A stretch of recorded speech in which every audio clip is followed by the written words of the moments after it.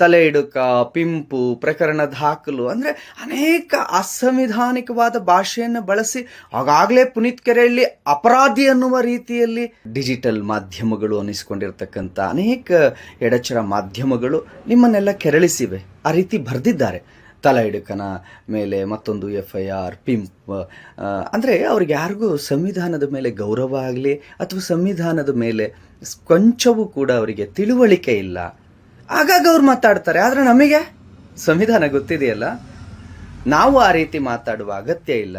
ಅದು ಅವರ ನೀಚತನ, ಅದು ಅವರ ಮನಸ್ಥಿತಿ. ಆದರೆ ನಾವು ಅಂತಹ ಮಟ್ಟಕ್ಕೆ ಇಳಿಯೋದು ಬೇಡ. ನಮಗೆ ಈಗಾಗಲೇ ನ್ಯಾಯಾಲಯದಲ್ಲಿ ಪ್ರಕರಣ ಇದೆ. ಖಂಡಿತವಾಗಿಯೂ ನ್ಯಾಯಾಲಯ ಅಕ್ರಮ ಬಾಂಗ್ಲಾ ವಲಸಿಗರ ವಿಚಾರದಲ್ಲಿ ಸ್ಪಷ್ಟ ಆದೇಶವನ್ನು ನೀಡುತ್ತೆ ಅನ್ನುವ ಒಂದು ಬಹಳ ದೊಡ್ಡ ನಂಬಿಕೆ ನನಗಿದೆ. ಮತ್ತು ಈ ವಿಚಾರವಾಗಿ ವಕೀಲರುಗಳು ಕೆಲಸ ಮಾಡ್ತಿದ್ದಾರೆ. ಅವರೆಲ್ಲರಿಗೂ ನಾನು ತುಂಬ ಹೃದಯ ಧನ್ಯವಾದವನ್ನು ತಿಳಿಸ್ತಾ, ದಯವಿಟ್ಟು ನಾನು ಮತ್ತೊಮ್ಮೆ ಕೇಳ್ಕೊಳ್ತೀನಿ, ಸರ್ಕಾರಿ ವಕೀಲರು ಅವರ ಕೆಲಸವನ್ನು ಮಾಡ್ತಿದ್ದಾರೆ. ಅದು ಅವರ ವೃತ್ತಿ ಧರ್ಮ. ಹಾಗಾಗಿ ನಾವು ಯಾರೂ ಕೂಡ ನಂಗೆ ಗೊತ್ತಿಲ್ಲ, ನನ್ನ ಪ್ರಕಾರ ನನಗೆ ತಿಳಿದಂತೆ ಯಾವುದೂ ಕೂಡ ಆ ರೀತಿ ನನಗೆ ಇದಾಗಲಿಲ್ಲ. ಬಟ್ ಕೆಲವರು ಹೇಳಿದ್ರು ಈ ರೀತಿ ಆಗ್ತಿದೆ ಅಂತ. ಹಾಗಾಗಿ ನಾನು ನಿಮ್ಮೆಲ್ಲರಿಗೂ ಈ ಒಂದು ಮನವಿಯನ್ನು ಮಾಡ್ಕೊಳ್ತಾ ಇದ್ದೇನೆ. ದಯವಿಟ್ಟು ಈ ವಿಚಾರದಲ್ಲಿ ಯಾರು ಕೂಡ ಆ ವಿಡಿಯೋ ಕೆಳಗಡೆ ಯಾರು ಕೂಡ ದಯವಿಟ್ಟು ಸರ್ಕಾರಿ ವಕೀಲರ ಬಗ್ಗೆ ಅಗೌರವವಾಗಿ ಮಾತನಾಡೋದನ್ನು ಮಾಡಬೇಡಿ ಅಂತ ಕೇಳಿಕೊಳ್ತಾ, ನಮಗೆ ಸತ್ಯಕ್ಕೆ ಜಯವಾಗಲಿ, ನಿಮ್ಮೆಲ್ಲರ ಬೆಂಬಲ ಇರಲಿ. ನ್ಯಾಯಾಲಯದಲ್ಲಿ ನನ್ನ ಪ್ರಕರಣದಲ್ಲ, ಅಕ್ರಮ ಬಾಂಗ್ಲಾ ವಲಸಿಗರ ವಿಚಾರದಲ್ಲಿ ಒಂದು ಬಹಳ ದೊಡ್ಡ ಆದೇಶ ಬರಲಿ, ತನಿಖೆಗೆ ಆದೇಶಿಸಲಿ ಸರ್ಕಾರಕ್ಕೆ ಅಂತ ಕೇಳ್ಕೊಳ್ಳೋಣ.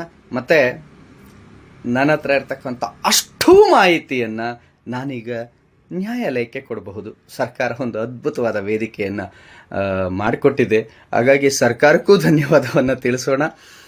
ಇಂಥ ಒಂದು ವೇದಿಕೆಯನ್ನು ಈಗ ನಾವು ನ್ಯಾಯಾಲಯದ ಮೆಟ್ಟಿಲೇರಲಿಕ್ಕೆ ಅವಕಾಶ ಮಾಡಿಕೊಟ್ಟಂಥ ಸರ್ಕಾರಕ್ಕೂ ಧನ್ಯವಾದವನ್ನು ತಿಳಿಸ್ತಾ, ನಮ್ಮ ಪರವಾಗಿ ವಾದ ಮಾಡ್ತಾ ಇರ್ತಕ್ಕಂಥ ವಕೀಲ ವೃಂದಕ್ಕೂ ಕೂಡ ಧನ್ಯವಾದವನ್ನು ತಿಳಿಸ್ತಾ, ನಾವೀಗ ಮುಂದಿನ ಈ ಪ್ರಕರಣದ ಮುಂದಿನ ಆದೇಶ ಬರುವವರೆಗೂ ಕೂಡ ಕಾಯೋಣ ಮತ್ತು ಅದಕ್ಕೆ ಬೇಕಾಗಿರ್ತಕ್ಕಂಥ ಕೆಲಸಗಳನ್ನು ಮಾಡೋಣ ಅಂತ ಹೇಳ್ತಾ, ನಾನು ಮತ್ತೊಮ್ಮೆ ತಮ್ಮೆಲ್ಲರಲ್ಲೂ ಕೇಳ್ಕೊಳ್ತಾ ಇದ್ದೇನೆ, ಪ್ರಕರಣವನ್ನು ದಯವಿಟ್ಟು ಗಂಭೀರವಾಗಿ ಪರಿಗಣಿಸಿ. ನ್ಯಾಯಾಲಯದಲ್ಲಿರುವಾಗ ನಾವು ಅದರ ಬಗ್ಗೆ ಹೆಚ್ಚಿನ ಚರ್ಚೆಯನ್ನು ಹೊರಗಡೆ ಮಾಡೋದು ಬೇಡ. ಅದನ್ನು ನೀವು ಯಾರೇ ಮಾಡಿದ್ರೂ ಕೂಡ ನೀವು ಮಾಡಿದ್ರಿ ಅಂತ ಬರೋದಿಲ್ಲ, ಅದು ಪುನೀತ್ ಕೆರೆಯಲ್ಲಿ ಮಾಡ್ದ ಅಂತಲೇ ಬರುತ್ತೆ.